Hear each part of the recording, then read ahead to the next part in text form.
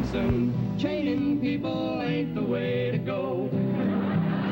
No, no, no. How can you legally? You know why? Legally keep You know why? Because I am right and they're wrong.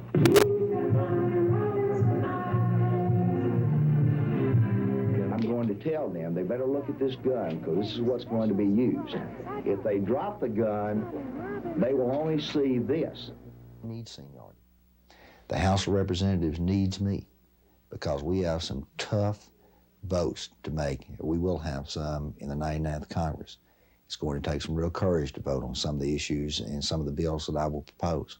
In only 10 months, Tommy Robinson has turned from a sometimes outrageous county sheriff into a slick, tough-talking candidate for Congress. The Robinson campaign image is considerably cooler, but the message is the same. Tommy Robinson, the courage to fight for right.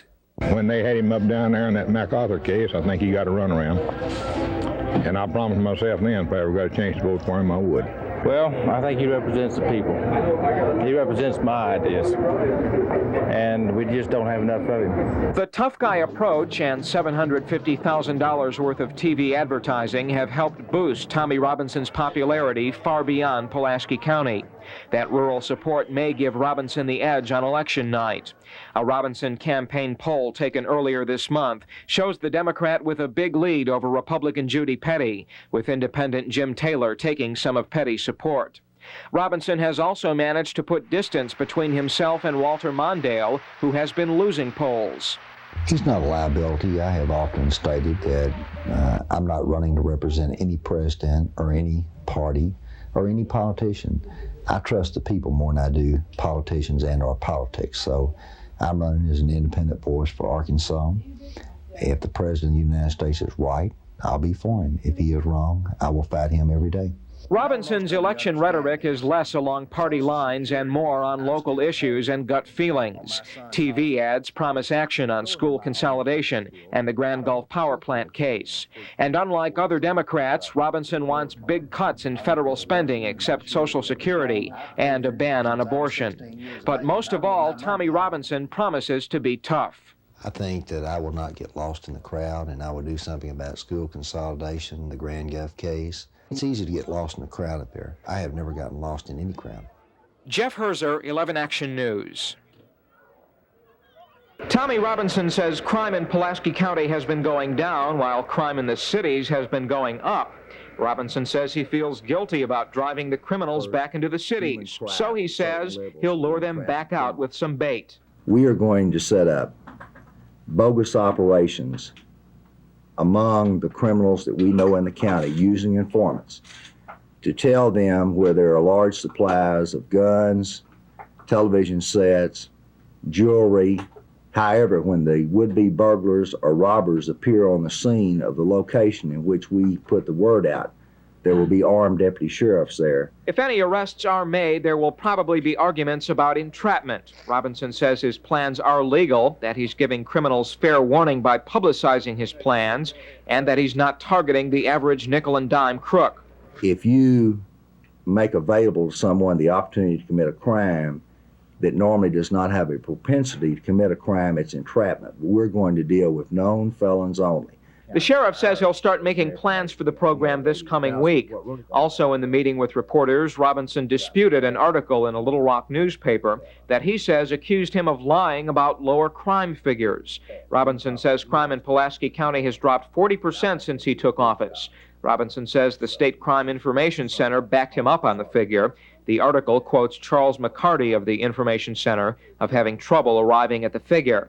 Either way, the sheriff says he's now out to reduce crime in the cities as well as the county, and that criminals may be getting goods that are hotter than they think. Jeff Herzer, 11 Action News, Little Rock. Part of Sheriff Tommy Robinson's broadcast focused on his recent arrest of T.J. Farley, a North Little Rock homicide detective, and Larry Burge, a Sherwood businessman. Both Farley and Burge are key prosecution witnesses in the murder trial of Lee Orsini, charged with slaying her husband, Ron. Last week, Robinson had the men arrested on charges that they perjured themselves while testifying on the events surrounding Orsini's death. Prosecuting attorney Deb Bentley then had Robinson arrested for perjury, accusing the sheriff of making false statements in the arrest of Farley and Burge. But Robinson told 11 Action News that Bentley had another motive for wanting the sheriff behind bars.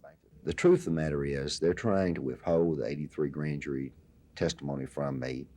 They know what I will do with it. I will make a request through Judge Langston tomorrow that, in my opinion, if you will give me the transcripts, you have turned them over to Doug Bentley for an investigation. He's done nothing with them. There's a real good possibility that we can clear up 3 more homicides. Robinson declined further comment on the 3 homicides. A preliminary hearing on the charges against Farley and Burge has been scheduled for Wednesday in municipal court, but Robinson says Burge will not be there. He didn't want to come to court. He knows that we have him nailed. He had his opportunity to appear in court next Wednesday, hear all of our evidence, and present all of his evidence. He chose to waive that hearing to go directly to circuit court. Okay, he had no intentions of coming forward. He has nothing. Robinson says he'll take this case one step at a time, and on Wednesday will prove the charges against Farley. Ann Jansen, 11 Action News, Little Rock. And the only way we have of getting that is to request the court to order Mr. Craig to give it to us. And this is what we were doing in court today. But Robinson says the whole ordeal is a witch hunt. He testified he knew nothing of a tape, and Maxwell's attorney testified he either misplaced or erased it. The sheriff says this is just another attempt by Prosecutor Bentley and Grand Jury Special Prosecutor Darrell Brown to discredit him. But in this case, they've made a very scathing attack. It's very apparent if you look on the front page of the Gazette today. They're in bed together. They can pose for pictures talking about grand jury material. This was a grand jury matter. I'm not going to put up with it. They're trying to keep me from exercising my First Amendment rights. They're trying to prohibit me from doing my job. Robinson says he plans to sue Bentley and Brown. Prosecutor Bentley says he's still not sure whether he'll prosecute Maxwell on the drug charges. He says his office will have to interview some more people involved in the case. But if he does decide to go ahead with it, Judge Langston set a trial date in August. Joni Anderson, 11 Action News, at the Pulaski County Courthouse.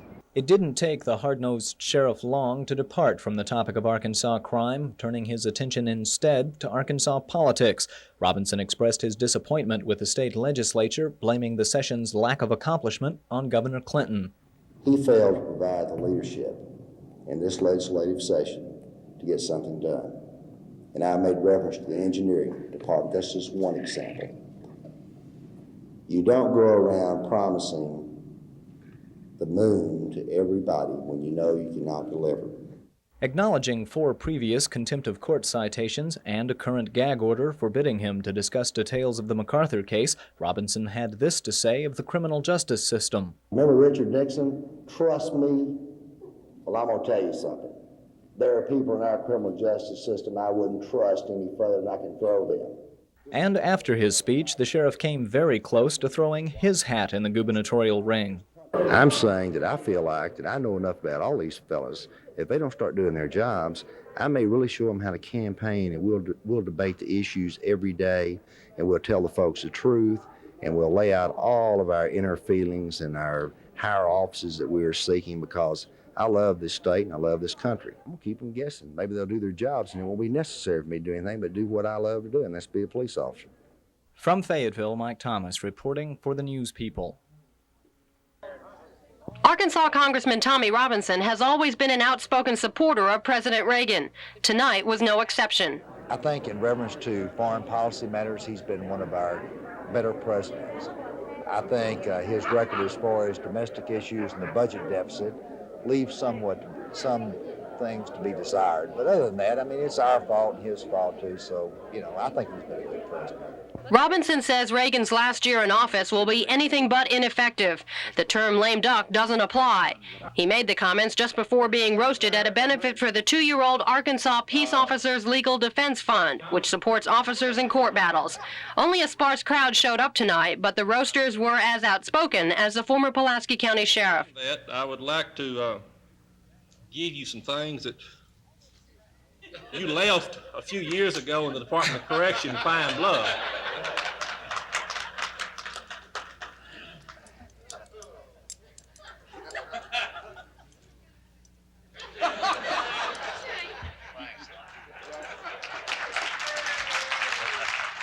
I had to be in town for a special session anyhow, ethics. I sure as hell thought I'd never see a bill more stupid than the teacher testing bill. But you learn to expect things like this when you got a governor like Betsy Wright.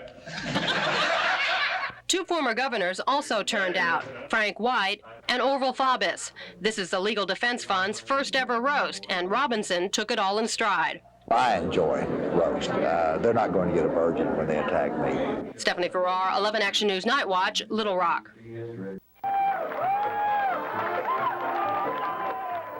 Tommy Robinson is accustomed to making a big entrance, but not to a crowd of cheering Republicans. But that was the case as he was officially welcomed into the Grand Old Party. Calling the more than 200 people his new family, Robinson told them why he made the switch. That party has shut out Southern Democrats, and that party has lost Tommy Robinson. Robinson was joined on the podium by several Republican notables, including California Congressman Duncan Hunter, who's worked closely with Robinson on drug legislation. Hunter says his colleagues' move to the Republican Party came after years of disagreement with Democratic leaders. The Democrat leadership asked Tommy Robinson to withdraw his narcotics bill. It would involve the use of the military in interdicting planes coming across our borders loaded with cocaine. Tommy Robinson said, well, I won't tell you what Tommy Robinson said on that. But it was, I'll give you a hint, it was not yes. Robinson didn't speak of his political future, although some in the crowd had their own ideas. Among the gathering was Little Rock businessman Jack Stevens, who's an active supporter of the GOP. After backslapping and handshaking, Robinson moved on to a press conference. A somewhat heated exchange followed repeated questions about a possible run for governor. This was a personal, private decision for me, and I want you to read my lips, no pun intended. It had nothing to do with deals. It had nothing to do with the governor's race in 1990. I had to resolve a very personal problem that I had with the National Democratic Party. Robinson says no special promises were made to him by the GOP regarding prominent committee positions. He says he's fully prepared for any negative reaction from either Republicans or Democrats. I expect those reactions. I mean, they have lost a Southern conservative, boll weevil Democrat that has been a whip for the boll weevils.